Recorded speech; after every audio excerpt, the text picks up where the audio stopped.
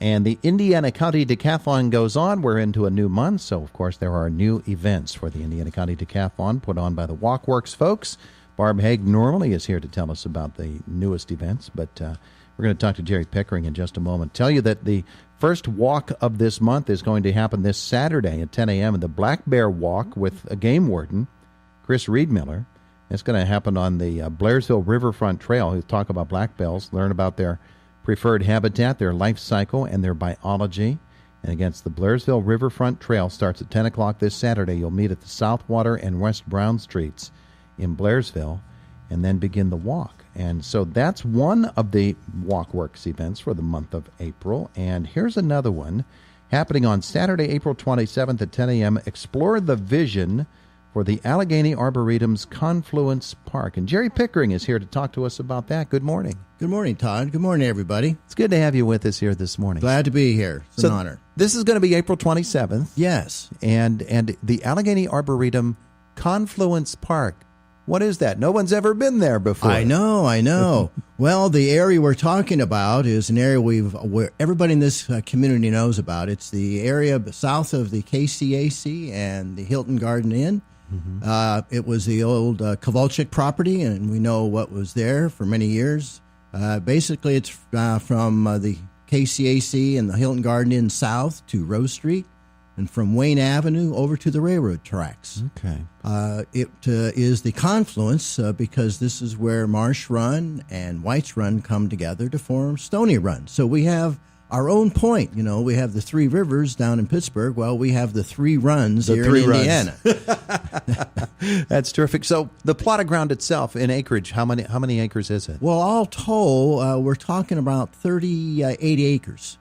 Because IUP has recently purchased the ROM and the land properties, which is the salvage yard, which is on the other side of the railroad They're tracks. moving. And that's pretty well all cleared out now. Yeah. So if you count that in and the confluence area, we're talking about roughly 38 acres. Wow. That's a big piece of ground. It is a big piece. And the Arboretum, which started in 2000, and it concludes all of the IUP campus. And then when IUP purchased the property to build the KCAC, that also included that land down to roughly Rose Street. Mm-hmm. It was designated as an open green space, and for the Arboretum.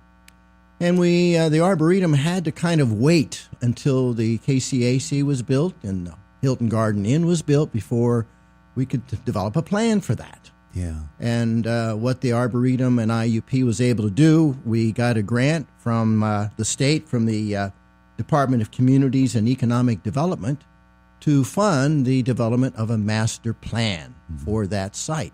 And that's what we've been working on roughly the last year. Yeah. We're just about there.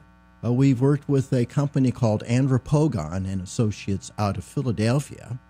And over the last year, we've met with them several times. We have a committee that works with them, and we have faculty and staff who are also putting information into what that place will look like, because it's going to be a transformational change for our community. Oh, yeah. We all know what was there for many years, including a lot of different business, from a hotel to McGill's Ford to Winkies.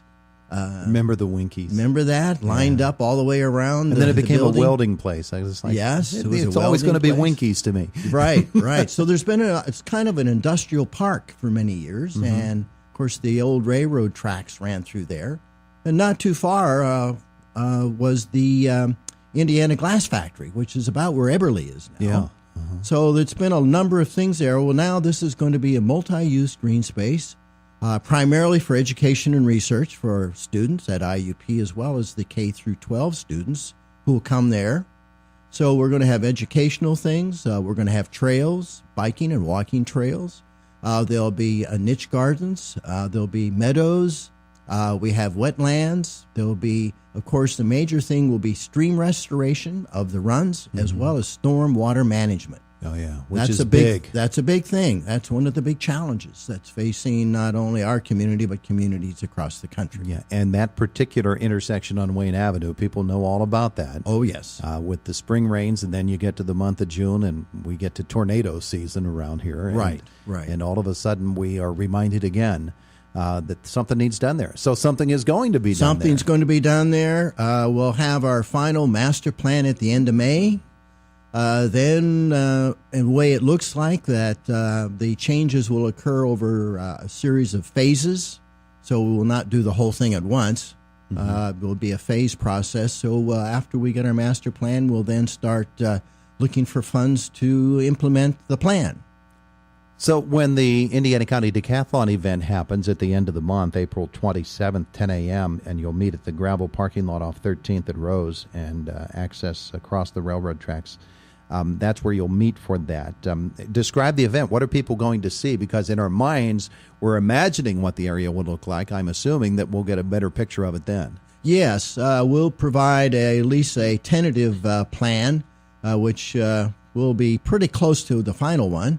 And then we'll walk some of the grounds to see what is there, because most people probably don't realize that there's a wetland back there. It's been a stormwater management or stormwater pond, which has a lot of ducks. There's deer. A lot of deer go through there. So we're going to walk the grounds and kind of get a feel for what's there now, and then talk about what might be there in the future, including an Arboretum Visitor Center. As you walk past the tennis courts and toward that area on the IUP campus, you see the grass, the vegetation that is there, which is not typical for our area, and you see that there's something going on in somebody's mind. Somebody's planning something there, and we're going to get a look at it. Well, yes. When they did the KCAC, they kind of, what they did is they put a soil cap over all the soil that was there, some of the contaminated soil. So they formed several inches of soil, and then they just seeded it with perennial grasses just to hold it in. And that's kind of what's there now. Although succession is taking place, and there's a nice meadow there. I was there last summer walking through, and it was like a butterfly garden. I mean, it was fantastic. Yeah. So some of that we'll retain and modify in the future. Yeah. Yeah, so we've been looking at the area for a while now, and we've seen what it looks like, and of course that historic vision of that area, which is not the prettiest thing in the world.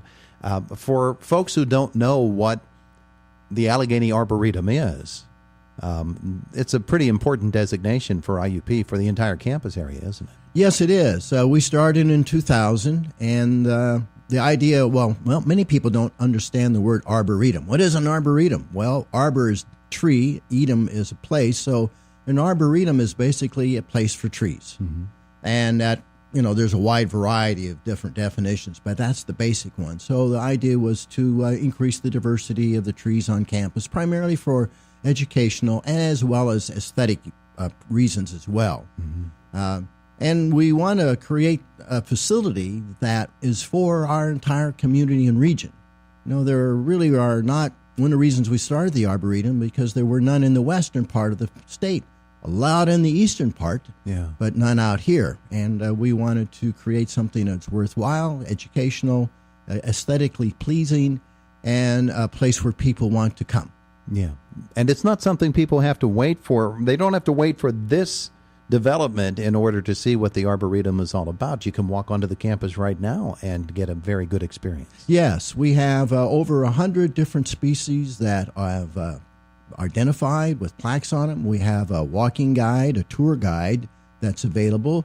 And we also have on our website, the IUP Arboretum website, is a virtual tour. So you can go on there and get a sampling of the roughly 107 different tree species. Yeah. So, if you're curious about planting a tree in your backyard and you wonder what it might look like, you can come on campus and get an idea perhaps of what it is. And I can assume then there, with this new section at Confluence Park, there's going to be a lot of tree planting going on. Yes, particularly we've identified different regions, and there'll be some meadows, but there'll be particularly along the streams a riparian type of vegetation and trees. And one of the niche gardens we proposed is a Christmas tree display. After all, We are the Christmas tree capital of the world. There you go. But we don't have a place where people really see and the trees or see a little bit about the history of that business. Mm-hmm. So we want to highlight that in a section of the Arboretum. All right. So that's coming up on April the 27th, 10 a.m. And again, you'll meet in the gravel parking lot off 13th at Rose Street, and then access across the railroad tracks and explore the vision for the Allegheny Arboretum Confluence Park. And if you're taking part in the Indiana County Decathlon, you can get your card stamped for that. Yes, and I want to encourage everybody to enjoy the remainder walks. I think there are 9 left until the end of June. So please come out and enjoy the spring weather and get out of the house and stretch your legs and breathe in that nice fresh air. It's time, isn't it? That's for sure. All righty. Thank you for coming in this morning. Thank you very much. We appreciate it so much. It is the voice of Indiana County, WCCS, AM 1160 and 101.1 FM. Fox News is next at the top of the hour, and then Josh Widdison in our newsroom.